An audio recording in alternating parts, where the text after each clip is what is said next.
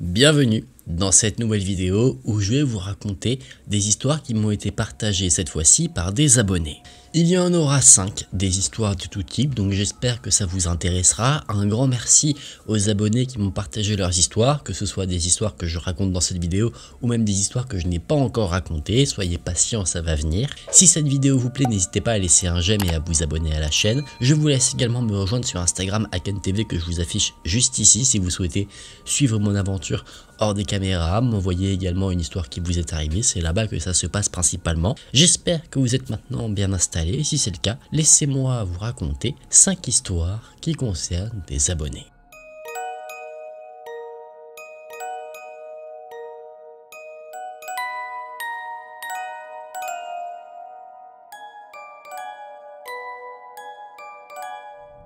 Dans cette première histoire, nous allons suivre le témoignage de quelqu'un que nous allons appeler Célina. Célina nous explique qu'elle a rencontré un homme par l'intermédiaire du réseau social Facebook. Cet homme était une relation commune qu'elle avait avec une de ses amies. Il se trouve qu'elle a fait sa connaissance en commentant une publication, celle d'une amie. Cet homme l'a commentée également et une discussion petit à petit a été amenée par l'intermédiaire de ceci. Le courant passait plutôt bien entre Célina et cet homme, vraiment quelque chose que Célina n'a jamais réellement ressenti, et donc elle nous dit que rapidement, sachant que le sentiment qu'elle ressent est tout nouveau, elle développe un attachement assez profond à cet individu. Elle tombe de plus en plus sous le charme de cet homme qu'elle décrit à ce moment-là comme doux, calme, attentionné. Concrètement, il coche toutes les cases de l'homme idéal pour Célina. Habituellement, elle est plutôt prudente vis-à-vis des rencontres avec des hommes, mais là, sachant qu'elle ressent quelque chose de nouveau, elle a confiance en lui, donc elle se dit qu'en fait, elle a trouvé là l'homme de sa vie. Elle décide donc de prendre une décision un peu folle, mais elle n'a écouté que son cœur. Cette décision, c'est d'accepter que l'homme vienne passer quelques jours chez elle. Il habitait à 1h30 de route, à peu près, et les 3 premiers jours se sont très bien passés. 3 jours qui n'ont fait que renforcer la confiance qu'avait Célina dans la situation. Mais d'un coup, sans que rien ne puisse la prévenir, l'attitude de cet homme a changé drastiquement, comme s'il avait pris des substances qui avaient radicalement changé son comportement. Célina lui a fait remarquer, elle lui a demandé si tout allait bien, mais c'est là que les choses ont commencé à dégénérer. Il a commencé à avoir un comportement violent, non pas physique mais verbal, et tout cela à l'égard de Célina. Il lui reprochait beaucoup de choses pour justifier son comportement étrange, il mentait, il l'insultait, et au fur et à mesure de ces disputes, Célina se rend compte d'une chose, c'est que en fait l'homme veut juste avoir le dernier mot. Donc elle décide au bout d'un moment de ne plus réagir pour essayer de calmer un peu les choses. Mais rien n'y fait, l'homme est toujours aussi violent, incontrôlable. Donc Célina prend une décision. Cette décision, c'est de renvoyer l'homme chez lui, de mettre fin à la cohabitation. Le 11 février, elle essaye de lui réserver un trajet sur Blablacar pour que l'homme parte le 12 février. Mais comme si le destin ne voulait pas jouer en la faveur de Célina, à ce moment-là, c'est très compliqué pour elle de réserver un trajet car le site ne semble pas vraiment fonctionner. Peut-être que beaucoup de personnes cherchaient à utiliser le site pour se rendre chez leur bien-aimé à l'occasion de la Saint-Valentin qui approchait. Elle arrive finalement à réserver un trajet pour le lendemain, le 13 février. Au moment du départ, il y a une énorme tension entre Célina et cet homme. Lui n'est pas heureux de partir, mais il ne semble pas non plus heureux à l'idée de rester. Célina, elle, s'isole. Elle le rejoint simplement pour lui dire au revoir et verrouiller la porte d'entrée à clé au moment où l'homme s'en va. Sauf que l'histoire, bien qu'elle aurait pu s'arrêter là, continue. Une fois dehors, l'homme retourne dans un état complètement violent. Il hurle des insultes, des menaces même à l'encontre de Célina, des menaces très violentes, car ce qu'il dit c'est qu'il va la retrouver, la frapper et même la tuer. Célina ferme la porte à clé, elle pense qu'enfin la situation dramatique qu'elle a vécue se termine, mais non, l'homme frappe la porte si violemment qu'il arrive à exploser la partie vitrée de la porte d'un coup de pied. Se sentant ici réellement en danger, Célina appelle la police. Elle s'éloigne de la porte en attendant que les policiers arrivent et fort heureusement, ils arrivent sur place plutôt rapidement. Quand elle est convaincue que la police est là, la Célina les rejoint. Elle constate que l'homme qui lui a causé tant de tourments est avec les agents de police. Il reconnaît effectivement avoir brisé la porte et Célina remarque que l'homme est complètement sous l'emprise de substances, il n'y a aucun doute. Mais les policiers le laissent partir. Les policiers sont partis également. Célina a pu retrouver un peu de calme, bien qu'elle était totalement traumatisée par ce qu'il s'était passé. Mais 3 heures plus tard, alors que Célina n'était toujours pas calmée, elle ne s'était pas encore remise de la situation qu'elle avait vécue, l'homme est revenu frapper à sa porte. Cette fois-ci, il disait qu'il voulait brancher son téléphone. Célina, elle, a constaté que l'homme était encore plus sous l'emprise de substances que 3 heures par le passé. Donc elle refuse catégoriquement. Elle ne veut pas qu'une autre situation qui peut être dangereuse pour elle se reproduise, mais ces quelques mots, ce simple refus, ont recréé un moment dramatique. L'homme s'est de nouveau mis à s'énerver. De plus, Célina avait peur parce que l'homme était quelqu'un qui fabriquait des couteaux, donc il en avait de temps en temps sur lui. Et là c'était le cas, il avait bel et bien un couteau. Donc ce que Célina voulait absolument éviter, c'est que cet homme rentre chez elle et lui fasse du mal. Donc de nouveau, elle a appelé la police qui a cette fois-ci mis un peu plus de temps à intervenir et le temps que la patrouille de police arrive, l'homme lui était parti. C'est là que son témoignage se termine. On ne peut qu'espérer que Célina ne reverra plus jamais cet homme. C'est une situation qui est assez récente, donc on ne peut pas encore avoir assez de recul sur l'histoire pour savoir si l'homme va tenter de la recontacter. De plus, il sait où elle habite, donc rien ne l'empêche, si sa malsénité lui en dit, de revenir tourmenter Célina. Mais on va croiser les doigts pour que les situations difficiles que Célina a vécues soient les dernières. Dans cette nouvelle histoire, je vais vous présenter le témoignage de Laurie. Laurie a aujourd'hui 25 ans quand elle partage cette histoire, mais elle tenait à raconter quelque chose qui lui était arrivé étant enfant, quand elle était âgée de 8 ans, quelque chose qui la tourmente encore aujourd'hui. Elle nous raconte que quand elle était petite, elle vivait dans un quartier avec ses parents et qu'elle avait des voisins composés d'une famille qui vivait dans une maison. Il y avait une famille composée d'un homme, d'une femme et de 3 enfants, une fille et 2 garçons. Elle tient à ajouter que le père de famille dans ce voisinage était un homme violent et qui abusait énormément de la boisson. Plus tard, à un moment donné, Laurie et sa famille ont déménagé, mais ayant lié une certaine amitié avec les voisins, bien qu'ils aient déménagé, la famille allait de temps en temps rendre visite à ces fameux voisins. Un jour, au mois de décembre, en 2006, la mère de Laurie était partie avec la voisine pour aller faire des courses. Donc Laurie s'est retrouvée dans la maison des voisins avec la jeune fille et le père, pas le sien, le voisin. Elle jouait avec l'autre fille qui était devenue une de ses amies dans sa chambre et à un moment donné, alors qu'elle jouait tranquillement, le père lui est arrivé dans la chambre et il a demandé à Laurie de venir la voir. Elle sentait qu'il y avait quelque chose de bizarre, donc elle l'a simplement ignoré. Au bout de quelques instants, voyant que Laurie ne réagissait pas, l'homme est parti et Laurie a continué à jouer tranquillement avec son ami.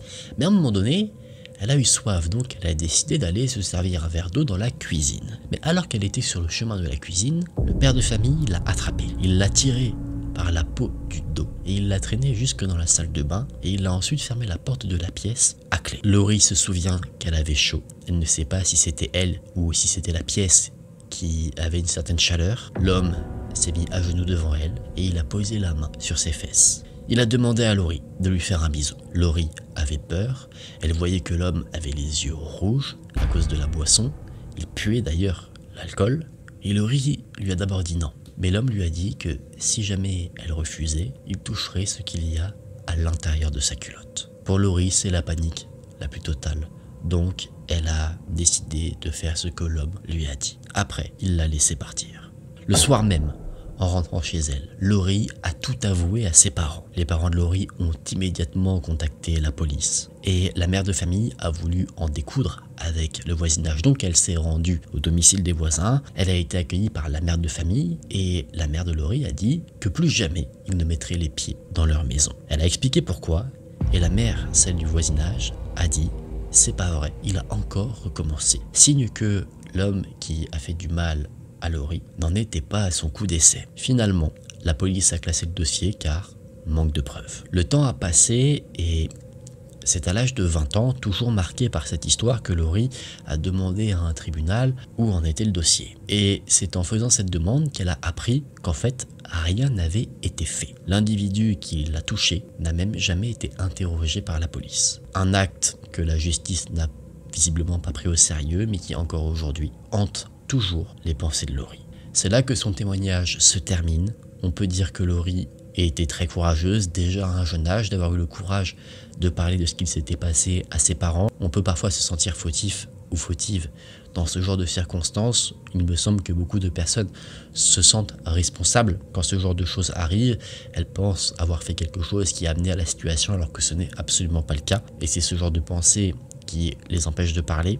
Là, Laurie a fait le bon choix, elle a eu le courage de parler de ce qui s'est passé à ses parents. Les parents également derrière ont bien réagi, coupé les ponts avec cette famille et en parler à la police. Ceux qui n'ont pas fait ce qu'ils devaient faire, je pense que c'est plutôt la justice. Après, quels sont les tenants et les aboutissants de leur côté, ça on ne le sait pas.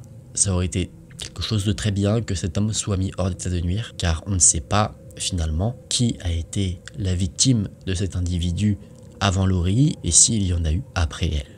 Laurie, si tu te reconnais, on t'envoie beaucoup d'amour, beaucoup de soutien. J'espère que un jour tu arriveras à aller mieux vis-à-vis de cette histoire, que tu ne te sens pas aujourd'hui responsable de ce qui s'est passé parce que tu n'y es absolument pour rien. J'espère en tout cas que même si cette histoire te hante encore aujourd'hui, que tu es heureuse dans ta vie de tous les jours, que tu t'épanouis, parce que c'est absolument tout ce que tu mérites. Dans cette nouvelle histoire, nous allons voir le témoignage de quelqu'un que nous allons appeler Maëlys.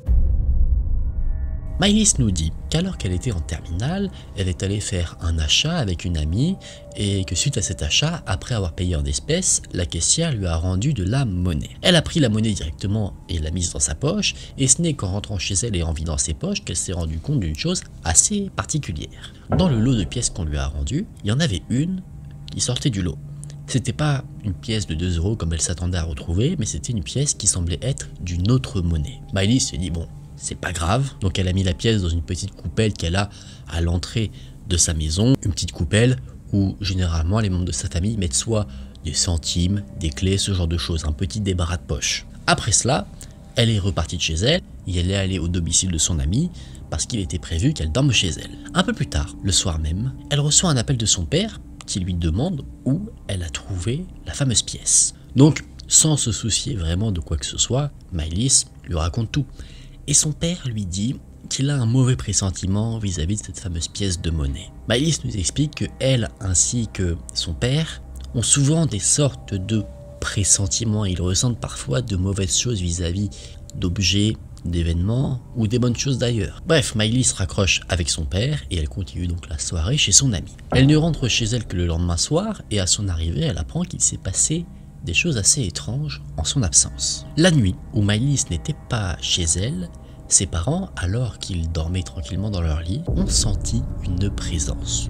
Mais ce n'est pas tout. Il se trouve que la famille a un chat et que ce chat a interdiction d'entrer dans la chambre. Tout simplement parce qu'il a tendance à faire pipi sur les draps, donc jusqu'à ce qu'il arrive à comprendre qu'il doit aller dans sa litière pour faire pipi, eh bien on ne le laisse pas rentrer dans la chambre pour ne pas avoir à changer les draps tout le temps. Et les parents ont dit avoir senti comme si un chat sautait sur le lit, mais c'était bien plus lourd qu'un chat. Et de plus, c'était sûr et certain que le chat n'était pas rentré dans la chambre, donc c'était autre chose. Autre événement étrange qui s'est passé qui concerne cette fois le frère de Maëlys. Lui traînait sur son téléphone pendant la nuit et à un moment donné, il a eu envie d'aller aux toilettes. Donc il est sorti de sa chambre et en sortant, il a vu dans le couloir une ombre d'un homme petit. Pas celle d'un enfant, mais d'un homme de petite taille, assez corpulent, qui semblait être de profil. Cette ombre marchait tranquillement dans le couloir, comme si elle marchait tout droit, et quand le frère est sorti, l'ombre s'est comme retournée pour se retrouver face au frère, mais le frère est sûr qu'il n'y avait absolument personne. Et plutôt que de voir quelqu'un, il a vu l'ombre s'enfuir en courant, comme si quelqu'un avait été pris sur le fait.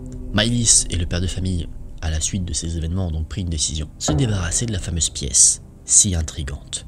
Et après avoir jeté cette pièce et l'avoir fait quitter la maison, il n'y a eu plus jamais d'événement de la sorte. Maëlys pense que la pièce qui lui a été remise par la caissière était une pièce maudite. C'est là que son témoignage se termine. C'est une histoire que j'ai trouvée très intéressante. Bien sûr, elle concerne le paranormal, donc je n'ai pas tout de suite d'explication sur ce qui pourrait justifier à chaque fois des différents événements. Peut-être que cette pièce a une histoire, pas nécessairement une histoire sombre, mais peut-être qu'une entité est liée à cette pièce et que quiconque la possède se voit accablé d'événements assez étranges. Dans cette quatrième histoire, je vais vous présenter le témoignage de quelqu'un que nous allons appeler Élise. Élise nous explique qu'elle vit dans un appartement qui est une sorte en fait de maison sur 2 étages. Il y a un appartement au rez-de-chaussée et un autre à l'étage. Elle vit dans l'appartement qui se trouve à l'étage et elle explique également que pour rentrer dans son logement à elle, il faut passer par le jardin et rentrer par la porte arrière. Il n'y a pas de porte face à la maison. On est donc un soir et Élise est tranquillement avec son petit ami dans le lit. Elle demande si jamais le petit ami a bien fermé la porte d'entrée, chose à laquelle il répond par la négative, mais le couple s'en fiche un petit peu parce qu'il trouverait ça assez surprenant que quelqu'un fasse le tour de la maison pour aller cambrioler spécifiquement chez eux. Donc ils en rigolent un petit peu et finalement ils décident de rester dans leur lit. Ils avaient en fait la flemme de descendre l'escalier de leur chambre pour aller dans la pièce principale et fermer la porte, ça peut se comprendre. Élise traîne donc un petit peu sur son téléphone dans son lit, il est aux alentours de minuit 30, et là, elle entend un bruit. Elle se dit que c'est peut-être son chat qui a son quart d'heure de folie, mais en se redressant un petit peu sur son lit, elle se rend compte que une lumière dans le couloir s'est allumée. C'est là qu'elle se dit que il y a quelque chose de bizarre, le chat n'allume pas les lumières, donc elle décide de sortir de la chambre pour aller voir ce qu'il en est. Et à sa grande surprise, elle tombe sur un homme d'une 50aine d'années qui est là, tranquillement, dans son salon. Et elle ne sait pas comment elle n'a pas paniqué sur le moment, elle n'a pas crié, elle a juste dit « mais qui êtes-vous et que faites-vous là ?» Et l'homme va lui répondre qu'en fait quelqu'un lui a donné rendez-vous ici. Élise, gardant toujours son sang-froid, demande qui, elle veut voir des messages, des preuves qu'on lui a bien donné rendez-vous ici, et l'homme lui montre effectivement des messages où il y a bien son adresse. L'homme supplie ensuite Élise de ne pas appeler la police, et il s'en va, comme si de rien n'était. D'ailleurs, en repartant, il éteint la lumière. La situation s'est passée en quelques minutes à peine. C'était très rapide. Il faut quelques instants à Élise pour comprendre ce qu'il s'est passé. Elle est encore sous le choc. Et une fois, on va dire, qu'elle reprend conscience et possession de son corps, là, elle se précipite vers la porte d'entrée. Elle la ferme à clé. Elle retourne ensuite dans la chambre et elle raconte tout à son petit ami qui était toujours là. Et lui a du mal à comprendre ce qui s'est passé. Ça lui semble totalement invraisemblable. Et alors qu'elle est en train de tout raconter, elle entend des voix qui viennent de l'extérieur au travers de la fenêtre. Elle entend une insulte, quelqu'un qui dit « tu vas voir » et ensuite une voiture qui s'en va. Le couple descend rapidement, il décide de quitter le domicile pour aller chez les voisins, savoir si eux ont vu quelque chose ou entendu quelque chose qui pourrait expliquer la situation. Et le voisin va apporter des éléments de réponse. Il dit qu'en fait son ex-copine en a après lui. Et cette ex-petite copine avait en gros balancé l'adresse du domicile sur des sites un peu chelous pour se venger. Sauf que, autre explication, à l'époque, le voisin vivait là où vivait Élise et son petit ami. Il a déménagé, il a fait un changement, il est passé au rez-de-chaussée. Donc l'ex-petite amie, à l'époque, quand elle côtoyait le voisin, elle a connu que le moment où lui vivait à l'étage. Elle n'était pas au courant qu'il avait déménagé. Et en fait, cette explication-là a permis de comprendre plein de choses bizarres qui se sont passées dans la vie d'Élise et de son petit ami quand ils vivaient dans leur appartement. Par exemple, un événement qui s'était produit mais qu'ils avaient rangé dans la catégorie de simples petits événements de la vie, c'est qu'un homme une fois a toqué chez eux pour une séance de massage. Massage assez particulier.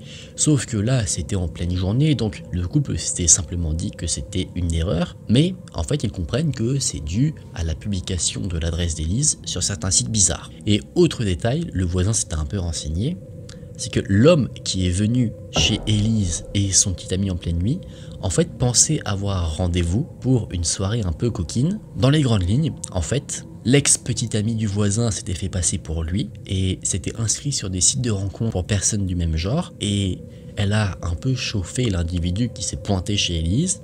Et elle lui a dit, bah viens chez moi, on va passer une petite soirée à deux. Si c'est ouvert, rentre directement. Et c'est pour ça qu'en fait, l'homme est arrivé là comme ça. Ce n'était pas un cambrioleur ou quoi que ce soit, c'était juste quelqu'un qui lui-même s'est fait duper.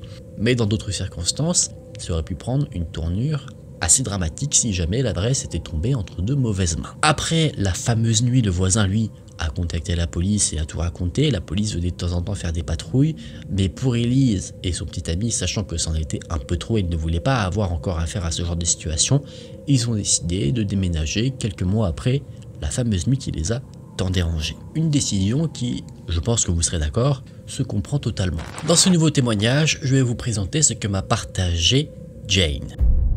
Jane nous dit qu'avec l'un de ses amis, elle est absolument passionnée par l'urbex, la découverte de lieux qui ont été abandonnés et qui parfois peuvent retranscrire une certaine histoire. Son but est simple, non pas de détériorer des lieux, loin de là, c'est de découvrir des lieux qui ont laissé une empreinte dans le temps. Elle a fait beaucoup de découvertes, beaucoup de lieux, et bien qu'elle ait parfois vécu des choses qu'elle n'arrive pas réellement à expliquer, elle nous dit qu'elle est plutôt sceptique vis-à-vis du paranormal et son ami l'est tout autant. À un moment donné, elle a entendu parler d'un hameau qui se trouvait sur une butte composée d'une dizaine d'habitations avec une piscine, un terrain de tennis, une petite maisonnette qui faisait office de chapelle, mais un endroit qui, comme les lieux qu'elle adorait visiter, était complètement abandonné. Elle a donc commencé sa visite, une fois arrivée sur place avec son ami, par le bas du village. Elle a fait le tour des différentes habitations, tout était pas forcément en bon état, on sentait que c'était assez ancien. Ils sont aussi rentrés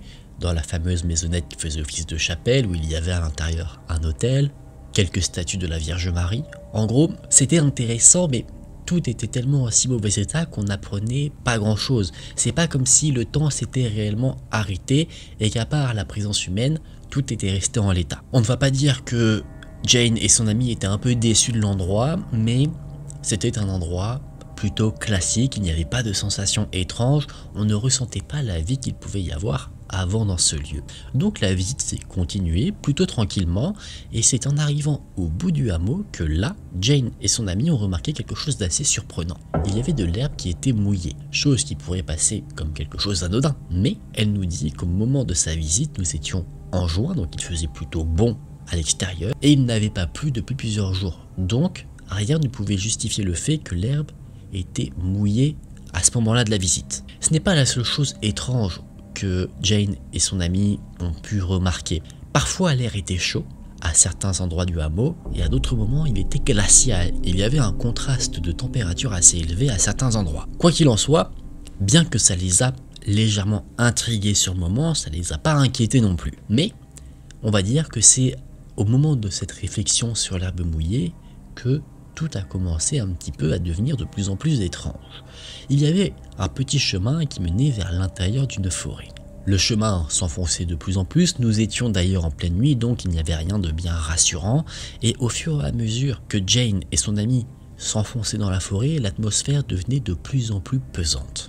Jane et son ami se sentaient observés, et cette sensation ne faisait qu'augmenter avec le temps. Et à un moment donné, le chemin s'est arrêté, et les deux amis se sont retrouvés face à un cul-de-sac. Ils se sont retrouvés à la fin du chemin où il y avait simplement une croix avec des vêtements dessus et un puits juste à côté. Et c'était à cet endroit-là précisément que la sensation d'être observé était la plus forte. Les amis, en ayant vu assez, ont fait demi-tour, ils ont rebroussé chemin et c'est en arrivant à la moitié du trajet que là, l'ami de Jane lui a dit, sur un ton assez calme, mais presque en le murmurant, « Cours ».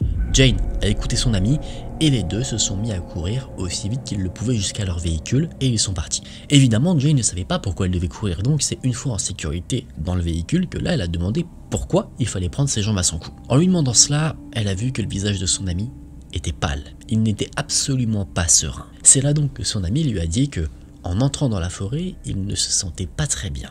Il n'était pas à l'aise. Lui aussi avait l'impression que quelqu'un les observait. Il entendait des bruits dans la forêt, mais il a d'abord pensé à des animaux. Mais alors qu'il commençait à rebrousser chemin pour partir, il a entendu une voix comme un murmure lui dire « Partez d'ici ». Jane précise qu'elle a fait beaucoup de visites d'urbex avec cet individu et qu'il n'est pas du tout du style à faire des blagues. Donc ce n'est pas là qu'il allait commencer à en faire. Une fois arrivé chez elle, Jane a décidé de se renseigner un petit peu sur l'histoire du hameau qu'elle avait visité. Et elle a appris, au cours de ses recherches, que déjà au XVIIe siècle, le hameau était déjà délaissé et était devenu en soi un repère de criminels. Donc, ceux qui dirigeaient les villes les plus proches ont décidé de raser le hameau et d'exécuter tous les criminels qui s'y réfugiaient. C'est à partir de cet événement macabre que là des rumeurs ont commencé à se propager dans la région disant que ce hameau était devenu un endroit maudit de par la mort qui y a résonné. Au bout d'un certain temps, un homme, voyant que l'endroit était inutilisé, a décidé de le racheter pour en faire un lieu de vacances. Il a donc commencé à faire des travaux, l'ajout de la piscine, du terrain de tennis, mais personne ne semblait intéressé à se rendre à cet endroit précisément pour des vacances. Donc, sans succès, l'homme qui avait initialement acheté le terrain a décidé de le revendre à un autre homme qui lui a décidé de consacrer le terrain pour des colonies de vacances. Dans les années 2000, l'endroit a été de nouveau racheté, cette fois-ci pour être transformé en un type de maison d'hôte, un gîte avec restaurant, sauf que ça n'a encore une fois pas fonctionné. Les nouveaux propriétaires ont fait faillite et l'endroit n'a ensuite jamais été racheté. Le hameau reste donc sans propriétaire jusqu'à un moment où un photographe coréen s'intéresse à l'endroit, l'achète pour en faire en quelque sorte un village artistique. Sauf que il semblerait que le fameux photographe en question ne soit jamais venu sur place. L'endroit est toujours à l'abandon, il n'y a pas de travaux qui sont mis en place pour rénover les lieux, donc bien qu'il y ait eu un nouvel acheteur, il semblerait qu'il ne fasse rien pour remettre le hameau en l'état. Donc, au bout de quelques mois, voyant qu'il ne se passe rien, un journaliste a décidé de s'intéresser un peu à l'endroit. Il a découvert que le fameux photographe coréen a réalisé des expositions au Louvre, dans les jardins du palais de Versailles, donc dans des endroits assez prestigieux, mais il a découvert en creusant un peu que le photographe payait pour pouvoir exposer ses œuvres. De plus, le journaliste découvre que le dit photographe n'est pas qu'un photographe, mais qu'il est également auteur d'un livre sur Jésus-Christ et qu'il est également à la tête d'une église évangélique. Pour information, l'église évangélique n'a rien à voir avec les églises catholiques. Les églises catholiques, elles, sont sous la direction du pape, si on peut dire ça comme ça, alors que les églises évangéliques, elles, n'ont rien à voir. Autre élément, en Corée du Sud, il y a un milliardaire qui a été recherché pour évasion fiscale, également pour être responsable du naufrage d'un bateau qui n'était pas conforme à la réglementation, et cette non-conformité a causé le naufrage du bateau. Un milliardaire qui était également le président d'une secte, qui poussait notamment les fidèles à se donner la mort.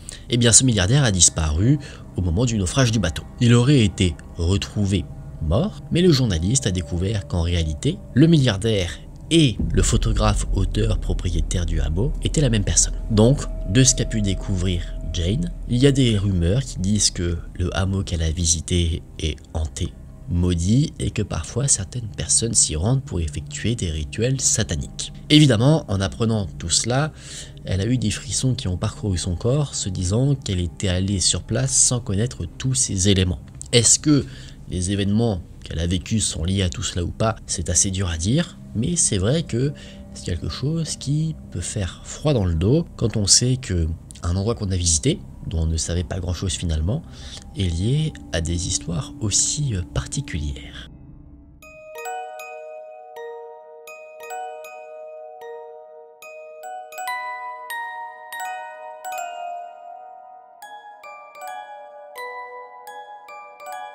Et voilà les amis, on en a fini pour ces 5 histoires d'abonnés. J'espère que ça vous a plu, que ça vous a intéressé. En tout cas, j'espère que j'ai réussi à les partager le mieux possible. Merci encore une fois à tous ceux qui m'ont partagé leurs histoires et que j'ai partagé dans cette vidéo. Merci également à ceux qui m'ont partagé des histoires que je n'ai pas encore partagées. Ça va venir, il faut prendre son mal en patience. Si cette vidéo vous a intéressé, n'hésitez pas à laisser un j'aime et à vous abonner à la chaîne. Je vous invite encore une fois à me rejoindre sur Instagram @IconTV que je vous mets juste ici. Merci d'avoir regardé la vidéo jusqu'à la fin, c'était un plaisir pour moi de passer ce moment avec vous. Nous on se dit à très vite dans une prochaine vidéo, prenez soin de vous, c'était Aiken, salut.